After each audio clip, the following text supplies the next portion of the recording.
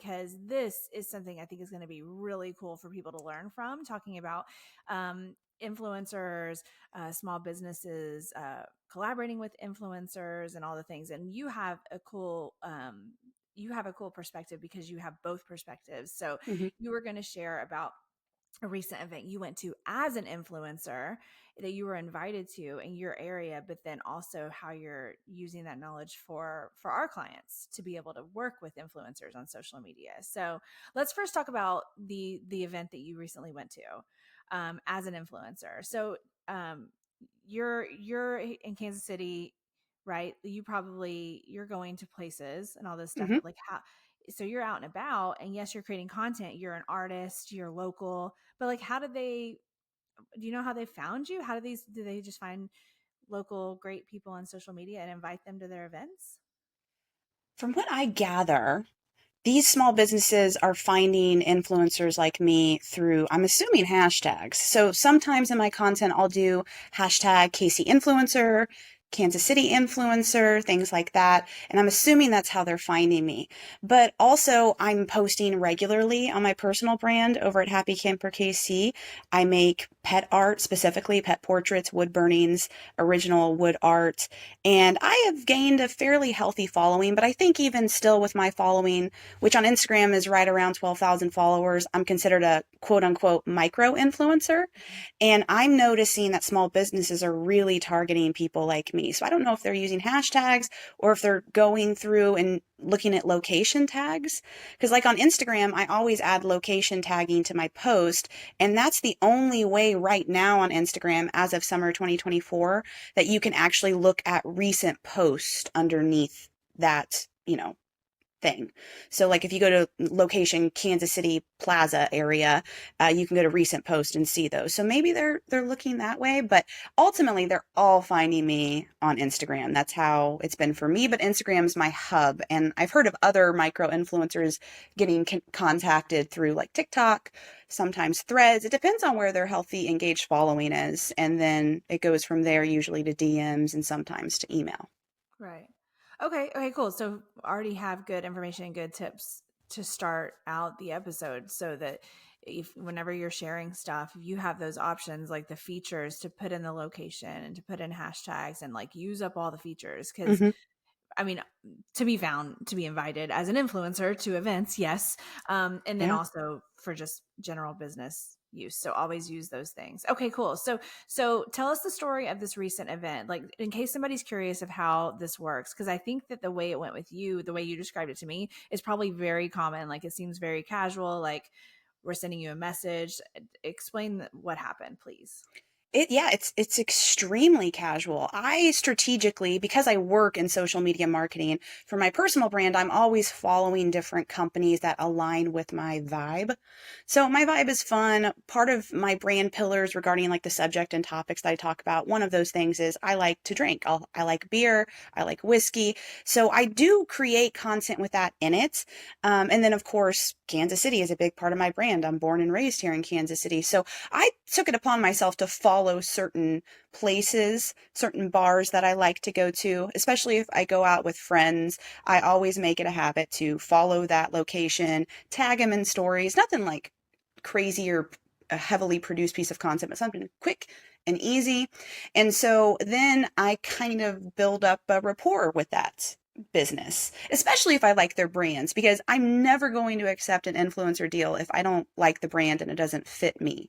So it really just starts off with going to a place of my own, I voluntarily go to a place with a friend, connect with them on social media, engage with that business's content, and then I just kind of hope for the best. And what happens after that, they just send me a DM. I'm always kind of blown away when like a certain venue or business has DM'd me and it was like, "Oh, we really like your content. We'd love for you to come to our bar. We'd love to invite you to this specific event." So this particular influencer event I'm talking about was for a pop-up bar in Kansas City called Vignettes Bar. Hey, Vignettes.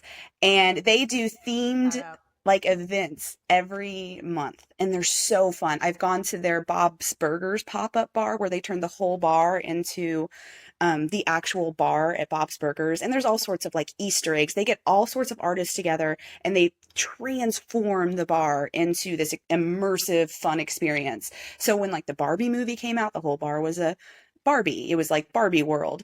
And like the Shrek movie came out and they did like a themed Shrek night and the whole thing was like a swamp.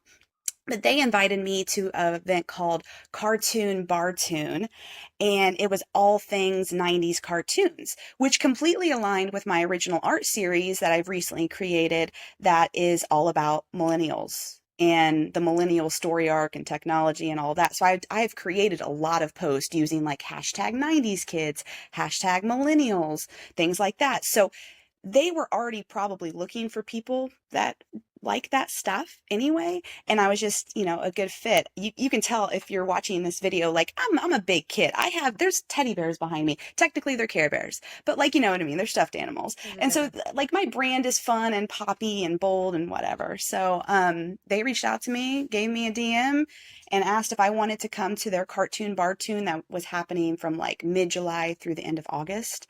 And I said yes. But they also just make it so easy. So their offer was we're going to give you a $100 gift card and we're also going to give you 2 free tickets to the event. So at their event, they offer drinks and themed food, and so it was enough for me and my friend to have plenty of drinks and plenty of snackies and go around the bar and, shoot content. But here's the funny thing about it, and I think this is so interesting about at least micro influencer marketing in my experience is they they aren't asking me to create content. That's not even part of the conversation when they're reaching out. It's almost this unspoken rule or an etiquette, if you will, that you need to make content. So I don't think I would ever just accept something, one, if it doesn't fit with my brand, or two, if they are expecting me to create content or they're asking for creative control over a piece of content. They're not like, hey, we want you to come to the bar and we want you to film this exactly. They're giving me that creative reign. And I think there's just kind of an expectation that you're going to create a post. And that's what I did. I posted to stories after I went to the event that day. And then like the day or two later, I posted a reel, which was just a collaboration of all the contents and added them as a collaborator to the post. So Right. Okay, so easy. So they reached out in a DM on Instagram and gave you the info and you said cool and you showed up. They didn't give you detailed instructions on content creation. Now that can happen, but that's a different kind of situation. It's not the way. I mean, especially probably too if you might agree like your first kind of like official influencer interaction with them, maybe it's not going to be some like brand deal where there's like all these rules and payment and all that stuff, right? Like it's almost right. like this was your first experience with them in this Yeah. way, was it? Yeah, it was my first experience with them as an influencer. Like I said, I've been to the bar just as like a patron, Okay. but I hadn't done an influencer thing. Okay.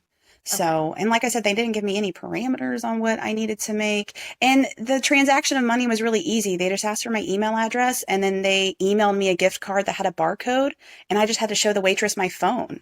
And that was it. Cool. But it was really easy and really fun and everybody there was just incredibly nice. And I kind of think that's the way influencer marketing is going now. Like you said, there's other levels. I know people who get paid a lot more as influencers to come to a business. But I think businesses right now see a benefit of like, hey, if I can like set aside 500 to $1,000, I can get 5 to 10 influencers in here who have, thousands and thousands of followers and an engaged following, and they benefit from it. Us as influencers benefit from it. It's like a huge win-win. Listen to this entire episode on any major podcast platform. Simply search the Social Sunshine Podcast.